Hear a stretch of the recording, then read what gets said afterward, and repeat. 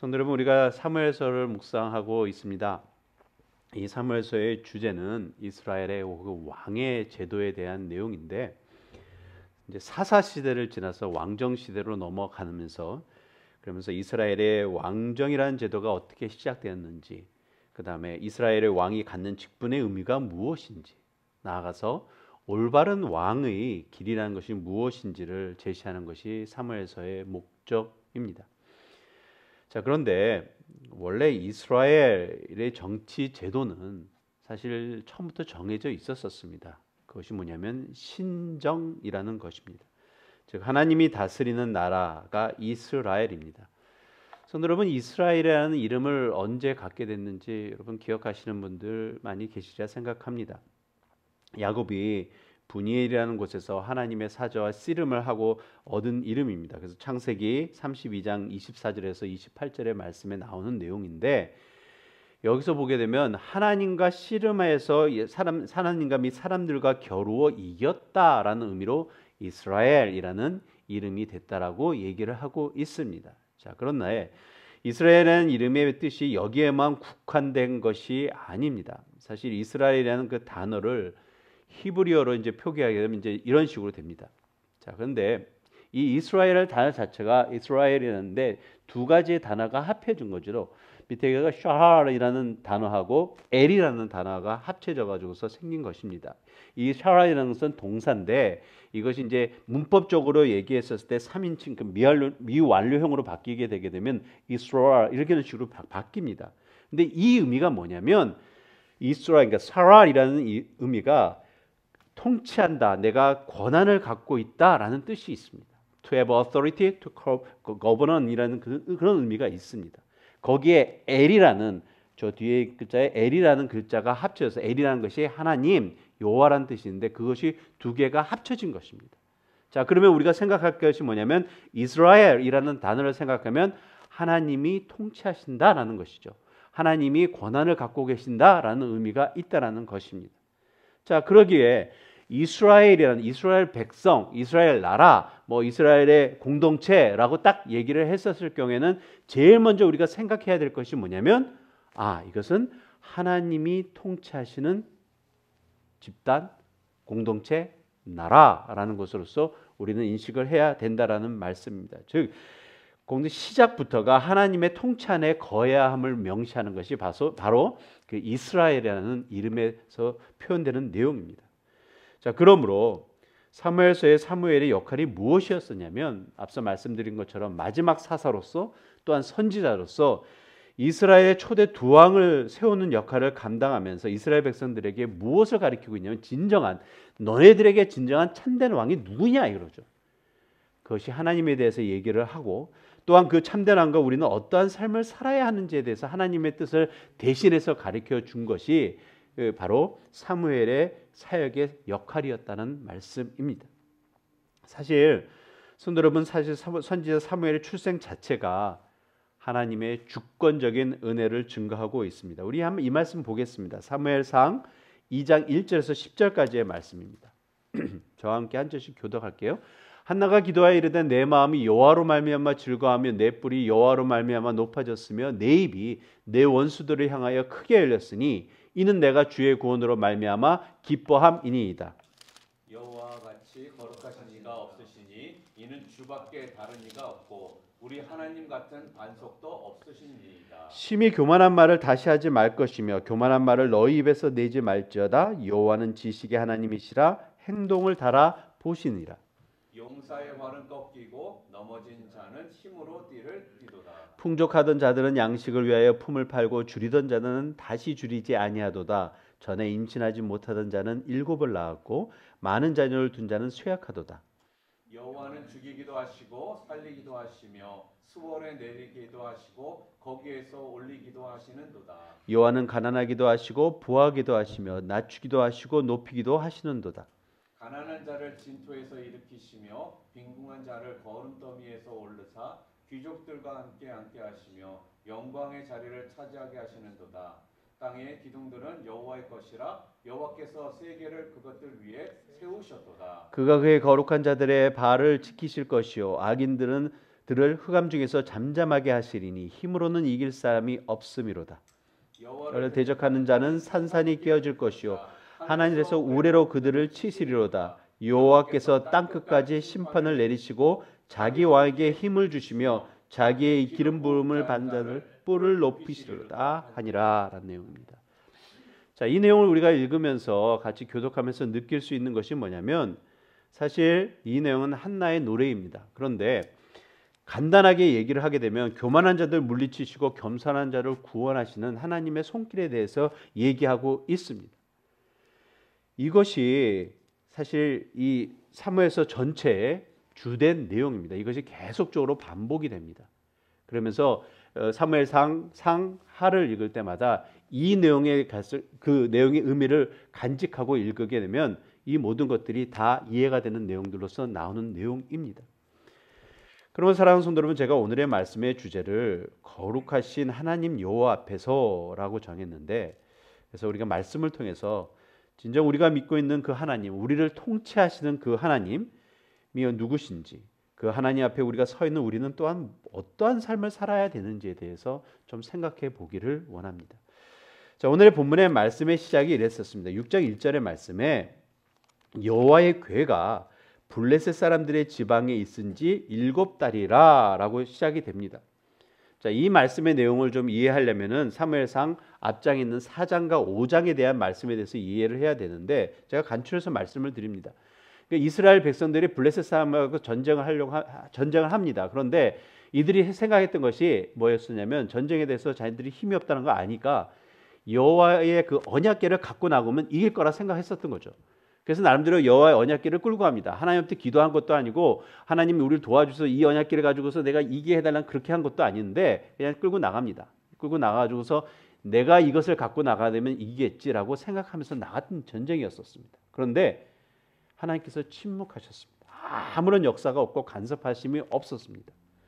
자, 그런데 그것으로 끝나면 괜찮은데 문제는 그 언약궤가 뺏겨버립니다. 블레셋 민족에게. 그래서 그 언약궤가 어디로 갔냐면 블레셋이 그 섬기는 다곤 신장에 들어갑니다. 그래서 그곳에 그 언약궤가 놓이게 되죠. 근데 문제는 이제 그렇게까지 오케이 됐는데 무슨 소식이 들리냐면 다곤 신장이 언약궤가 들어가고 나니까 그 신상이 갑자기 쓰러지고 납니다. 그 다음에 하나님의 징벌의 손길이 내려짐에 대한 뉴스를 듣게 되는 내용이죠. 자, 이랬었을 때 이 상황에 대해서 이스라엘 백성들이 하나님 왜 그러십니까? 라는 질문을 갖게 된 것입니다. 나름대로 멘붕이 온 것입니다.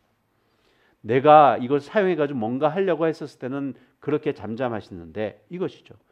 블레셋 사람이 7달이 있은 상황 속에서는 흔히 말해서 블레셋 그곳이 아주 괴로움의 연속이 된 것이 바로 4장 5장에 대해서 쭉 설명되어 있는 내용입니다. 자, 블레셋 족속들에게는 어떤 것이었냐면 나름대로 이것을 갖고 왔을 때는 우리에게 뭔가 득이 될 것이라 생각했었는데 오히려 이것이 자신들에게 큰 혹이 된 상황이 벌어진 내용입니다. 자, 그런데 그래서 블레셋 사람들이 생각했던 것이 야, 이거 우리가 갖고 있었다가는 더 큰 문제만 계속 생기겠다. 이거 돌려주자라고 나름대로 생각을 하게 된 것입니다. 자, 그런데 이것을 어떻게 돌려주냐 이거죠. 빼앗아 온 건데 이것을 그래 다시 너희들 가져가라. 이것도 우스운 상황이 된 것입니다. 그래서 그들이 제사장들과 나름대로 복술자들을 모아가지고서 한번 고민해봐라 이렇게 된 거죠. 그래서 그들이 나름대로 생각해낸 것이 뭐였었냐면 바로 우리가 알고 있는 것처럼 그 젖나는 어미소와 아직 젖을 안 뗀 송아지를 떼어놓는 방법을 통해서 2마리 암소를 통해서 이것을 이스라엘 백성들의 것을 돌려보내는 그런 것을 한번 생각해낸 것입니다. 자, 그래가지고서 문제는 이 암소들이 바로 정말 움직여져야 됩니다. 나름대로 상황 속에서 그 내용을 보고자 했던 내용이죠. 자, 그런데 12절의 말씀을 제가 한번 읽겠습니다. 암소가 6장 12절 말씀, 암소가 벳세메스의 길로 바로 행하여 대로로 가며 갈 때 울고 좌우로 취지 아니하였고 블레셋 방백들은 벳세메스의 경계선까지 따라가니라라고 얘기를 하고 있습니다. 근데 문제는 블레셋들이 나름대로 고안해낸 내용이지만 이것이 이루어지는 내용들을 그들이 봤다라는 것입니다. 사랑하는 성도는 우리가 여기서 좀 생각해야 되는 것이 뭐냐면 이스라엘 백성이 그렇게 하라라고 부탁한 내용도 아니고 나름대로 이방신들이 섬기는 블레셋 족속들이 고안해낸 방법입니다. 그런데 이 방법을 분명한 것은 하나님께서 허용하시고 인도하셨다라는 내용입니다. 블레셋 사람들이 알 수 있고 블레셋 사람들이 이해할 수 있고 그들이 나름대로 확증 지을 수 있는 방법을 허용하셨다라는 것입니다. 사랑하는 성도 여러분, 이것은 하나님을 섬기지 않는 블레셋 족속에게 또한 그것을 바라보는 이스라엘 백성들에게 또한 이 말씀을 읽는 그 후세의 족속들에게 또한 지금의 우리들에게 무엇을 증거한다라고 여러분 생각하십니까? 오늘의 본문의 말씀의 주제가 거룩하신 하나님 여호와 앞에서입니다. 근데 지금의 본문의 말씀이 우리의 거룩하신 여호와에 대해서 무엇을 증거하고 있냐면 바로 우리 하나님은 스스로 계신 분이심을 증거하고 있다라는 것입니다. 성도 여러분, 스스로 계신 분, 이 말씀에 대해서 우리가 어느 정도 기억할 것입니다. 출애굽기 3장 14절에 모세가 여호와를 만났었을 때 어떤 분이십니까? 라는 식으로 얘기했었을 때 하나님께서 직접 모세에게 I am who I am, 나는 스스로 있는 자다 라고 말씀하신 내용 있습니다. 성도 여러분, 이 의미가 무엇이냐면 의미의 중요한 내용 중에 하나가 하나님은 그 어떤 것으로서도 제한받지 않으신다라는 의미입니다. 이스라엘 백성들이 하나님의 계율을 이용해서 전쟁에 나가 이기려고 하였습니다. 여기서 생각해야 되는 것이 무엇이냐면 이스라엘 백성들이 착각하고 잘못된 것이 무엇이냐면 하나님을 한갓 언약궤라는 상자 속에 집어넣고 그걸 가지고서 움직이려 했었다라는 것입니다. 사랑하는 성도 여러분, 언약궤가 힘이 있는 것입니까? 아니죠. 그 언약궤를 역사하시는 하나님의 손길, 하나님이 임재해야 진정한 역사함이 일어난다라는 것입니다. 이것이 우리의 신앙생활에서도 바르게 적용돼야 됩니다. 사랑하는 성도 여러분, 언약궤라는 것으로서 하나님의 그 역사하심을 제한할 수 없듯이 때로는 우리는 나름대로 우리가 행하는 기독교적인 행실을 가지고서 하나님을 제한하려고 할 때가 있지 않나 우리는 생각해 봐야 된다는 것입니다. 자, 여러분들, 우리들이 생각하는 기독교적 행실이 뭐가 있을까요? 내가 주일 성수한다, 이것도 나름대로 기독교적인 행실이 될 수 있습니다. 선교 가서 내가 나름대로 숏 선교를 나가가지고서 짧은 선교 나서 그 행한 그 자체를 가지고서 나 이거 했어라는 것으로서 나름대로 기독교적인 행실을 가질 수가 있습니다. 헌금을 드리는 것, 우리가 지금 요즘에 우리 교회에서 하고 있는 금요일 날 중보기도, 이것 또한 여러분 잘못하게 되면 우리는 그냥 단순히 기독교적인 행실로서 여길 때가 있다라는 것입니다. 사랑하는 성도 여러분, 좀 오해하지 말고 들으시기 바랍니다. 우리가 주님께 기도할 때 정말 기도하는 그 시간은 정말 귀중하고 복된 시간을 저는 믿습니다. 그래서 우리가 주님 금요일날 나와서 함께 중보기도 합니다. 우리 선교지를 위해서 기도하고 우리 각자 목장을 위해서 기도하고 또한 우리 자신을 위해서 기도합니다. 우리 교회를 위해서 기도합니다. 이 시간이 너무 중요합니다. 해야 됩니다. 자, 그런데 이것이 기독교적인 행실로 남지 않으려면 우리가 기억해야 되는 것은 뭐냐면 기도에 대한 참된 의미가 뭐냐라는 것이죠. 사랑하는 성도 여러분, 우리의 기도는 하나님의 뜻을 알고 그 뜻이 우리에게 임하기 위함이 기도의 시간의 근본이 되어야 됩니다.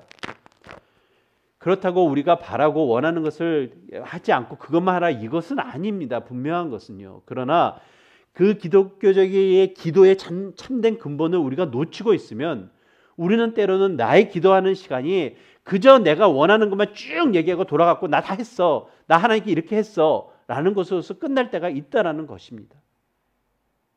우리가 놓치지 말아야 되는 것은 우리가 주님 앞에 하는 그 모든 행실이 기독교적인 행위로서 멈춰서는 안 된다라는 말씀입니다. 그러면서 마치 내가 하나님께 뭔가 한 것처럼 평가하려고 할 때가 있다라는 것입니다. 하나님, 나 이거 하지 않았습니까? 나 이렇게 하지 않았습니까? 그런데 왜 하나님 역사하지 않으십니까? 라고 우리는 질문할 때가 있다는 것이죠. 그 의미는 지금의 이스라엘 백성들이 언약궤 갖고 나와서 하나님 내가 언약궤 갖고 전쟁했는데 왜 이러십니까? 라고 하는 거와 똑같다라는 말씀입니다. 사랑하는 성도 여러분, 우리 여호와 하나님은 스스로 있는 자이십니다. 홀로 영광 받으시기에 합당하신 만왕의 왕이십니다. 그 하나님께서 하시겠다라고 계획하시고 역사하시면 불가능이란 없으신 분임을 우리는 놓치지 말아야 됩니다. 그런데 왜 지금의 말씀의 내용들처럼 인간의 역사의 그 모습들 속에서 하나님께서 직접 역사하심을 보여주시는지 우리는 좀 바르게 깨달아야 할 줄 압니다. 왜 하나님께서 사사들을 세우시고, 왜 하나님께서 선지자를 세우시고, 왜 하나님께서 한 민족 하나를 택하셔서 여호와 하나님이 원하시는 사역을 감당케 하시느냐, 이거에 대해서 우리는 놓치지 말아야 됩니다. 사랑하는 성도 여러분, 그 어떤 다른 피조물들에게 보여주고 나타내는 것이 아니라 오직 우리 하나님은 우리의 하나님의 형상대로 지음받은 우리 인간들에게 준 특혜이자 특권임을 우리는 알아야 됩니다. 하나님께서 우리들에게 역사하심에 대한 내용은 바로 이것 때문이라는 말씀이죠. 사랑하는 성도 여러분, 자신의 형상대로 지은 우리 인간들을 통해 찬양받기 원하시는 분이 바로 우리 여호와 하나님이십니다.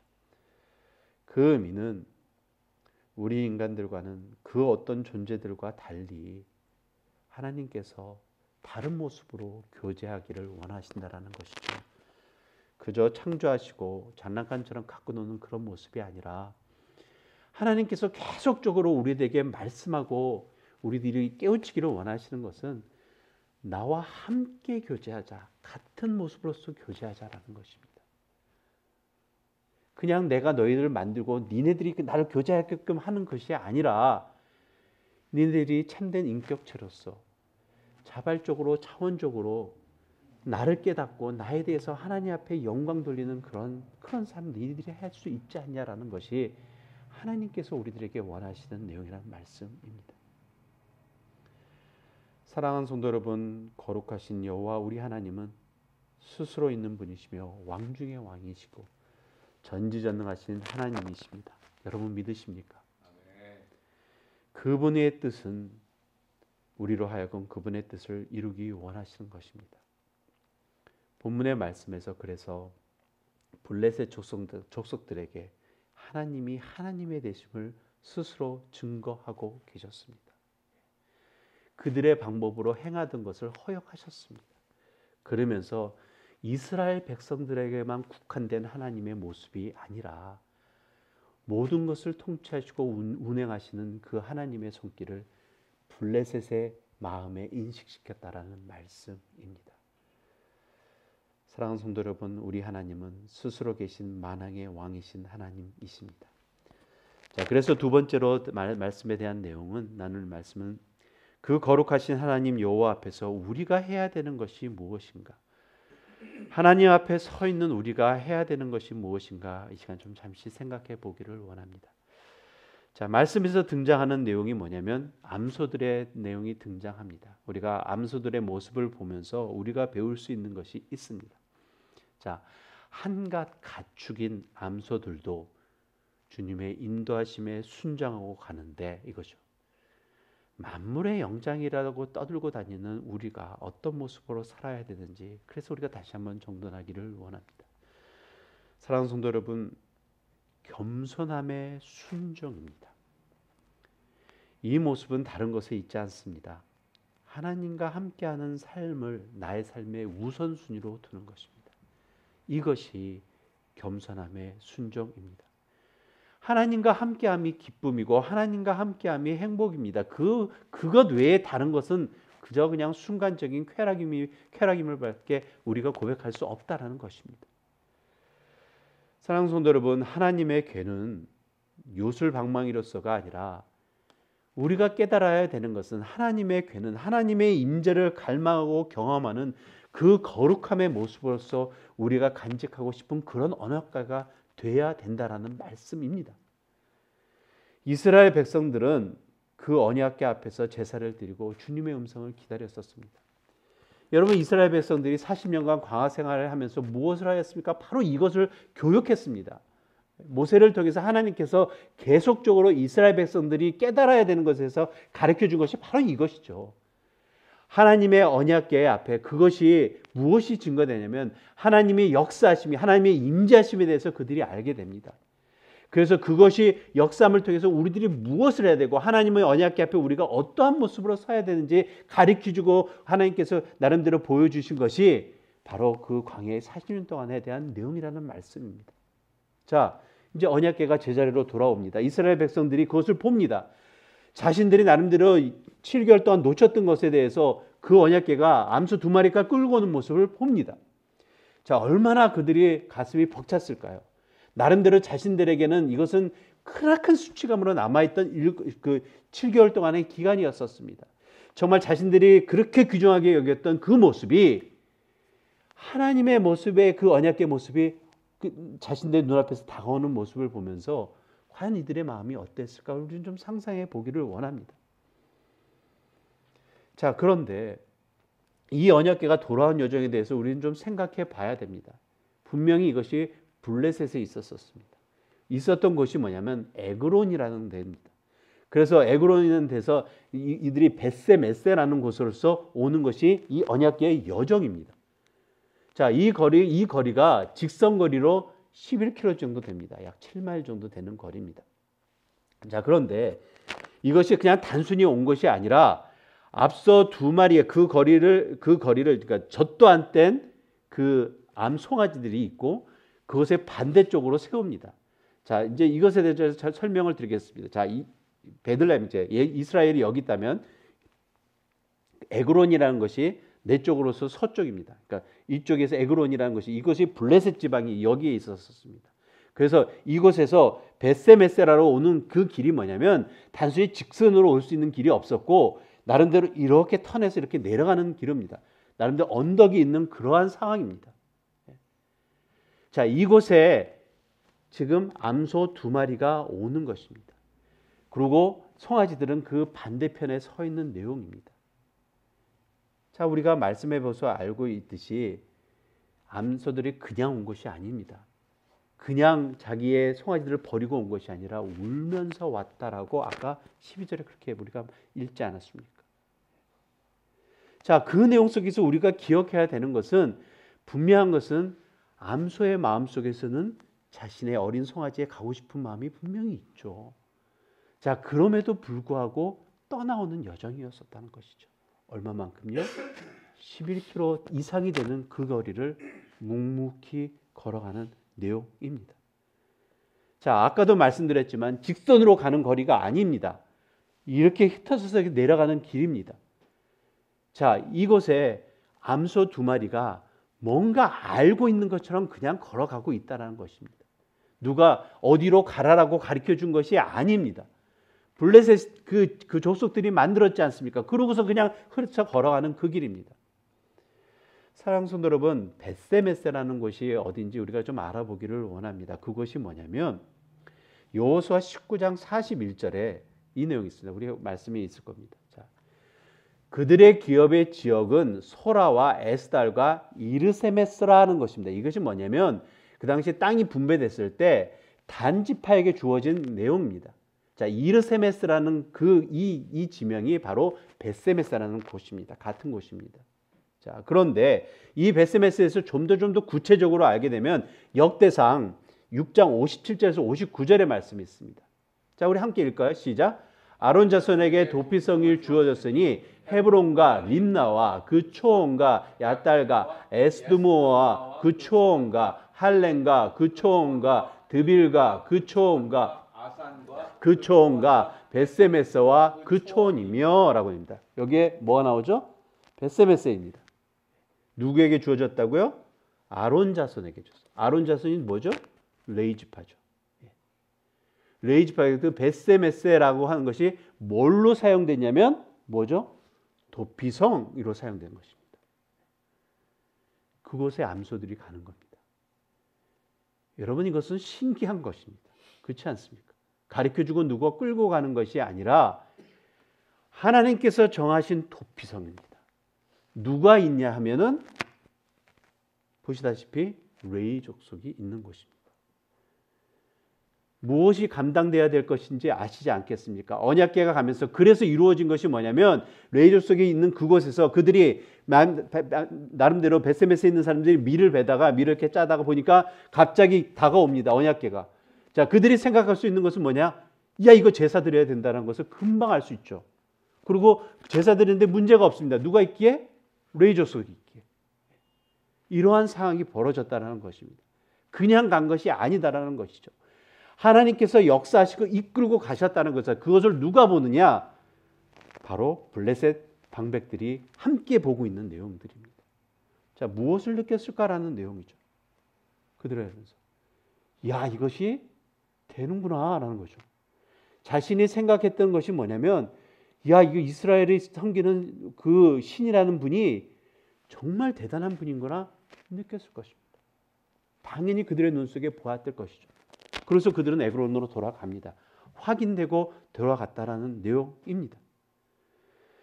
성도 여러분, 이것을 통해서 우리가 다시 한번 확인해야 되는 것이 뭐냐면 우리 여호와 하나님은 스스로 자신의 영광을 받을 수 있다라는 것입니다. 누가 이거 이끌지 않고 누가 하지 않아도 분명한 것은 하나님 자신이 분명 세상의 방방곡곡에 내가 누구인가를 충분히 보여줄 수 있는 분이시라는 말씀입니다, 여러분.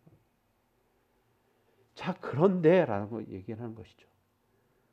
하나님께서 우리들에게 원하시는 것은 부족한 우리들을 통해 그나마 그래도 너희를 통해 영광 받기를 원한다라고 하나님께서 원하시는 내용, 가르쳐주고 있는 내용입니다.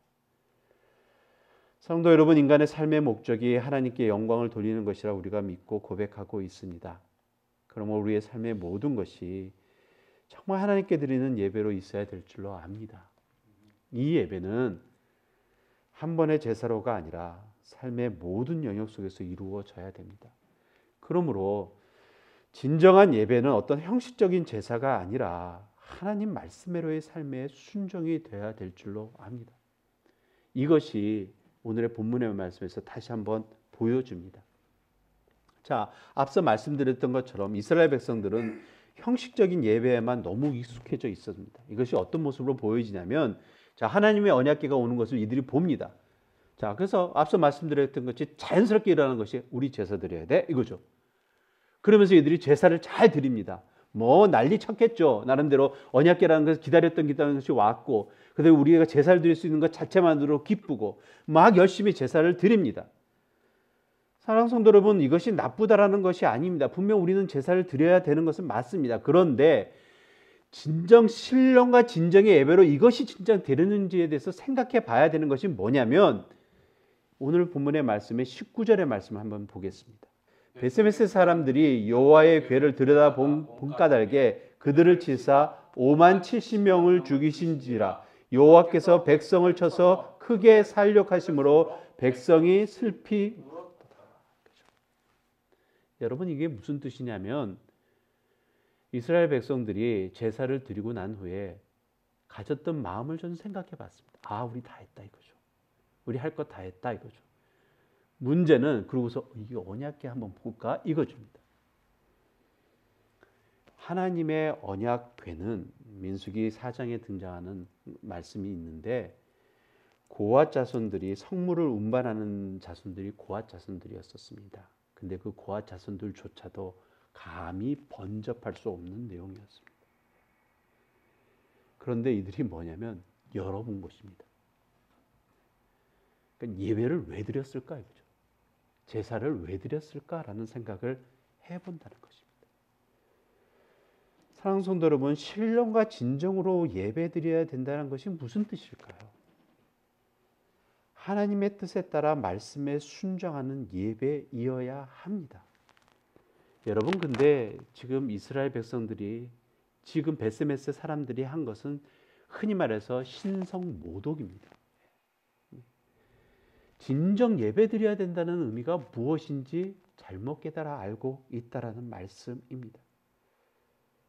이 백성들이 제사는 왜 드렸을까? 사랑하는 성도 여러분, 저와 여러분은 이 시간 예배를 왜 드립니까? 우린 좀 생각해 봐야 되지 않습니까? 2월에 새로운 한 주가 시작돼서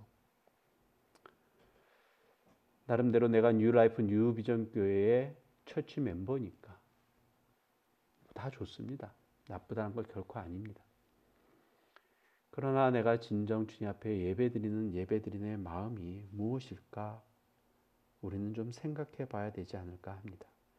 신자의 온전한 예배는 일반적인 삶 속에서 나타나야 합니다.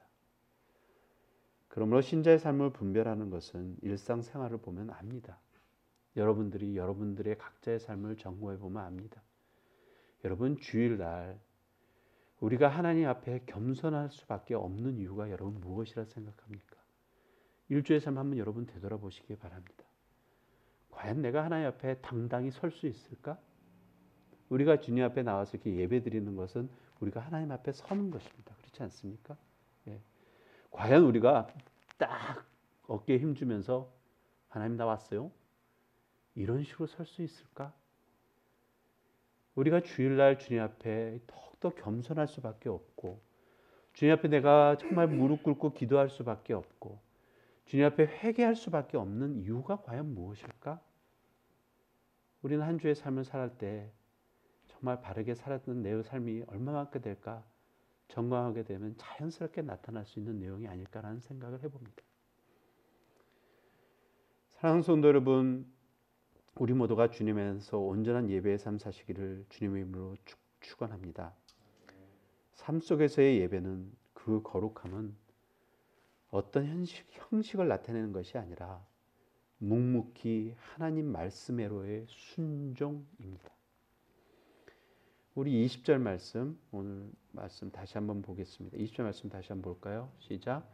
벳세메사 사람들이 이르되 이 거룩하신 하나님 여호와 앞에 누가 능히 서리요? 그를 우리에게서 누구에게로 올라가시게 할까? 이 거룩하신 하나님 여호와 앞에 누가 능히 서리요? 주님의 말씀 앞에 순종하는 자들입니다. 사랑하는 성도 여러분, 우리 하나님은 만왕의 왕이시며 스스로 계신 분이십니다. 그 무엇으로서도 제한받을 수 없는 분이십니다. 그분 앞에 주님이 원하시는 삶, 사랑하는 성도 여러분, 그 예배의 삶이 겉으로의 형식에 현혹되지 않기를 정말 예수 그리스도의 이름으로 축원합니다. 주님 앞에 설 수 있는 것, 누가 능히 서리요? 이 질문 우리가 일주일 삶 속에서 계속적으로 우리 각자의 삶 속에서 질문하시기를 예수 그리스도의 이름으로 축원합니다. 단 하나밖에 없습니다. 말씀 앞에서의 순종함의 삶입니다. 이 삶이 저와 여러분의 삶 속에서 온전히 이루어져서 정말 주님과의 올바른 교제의 삶 바르게 이루시기를 예수 그리스도의 이름으로 축원합니다.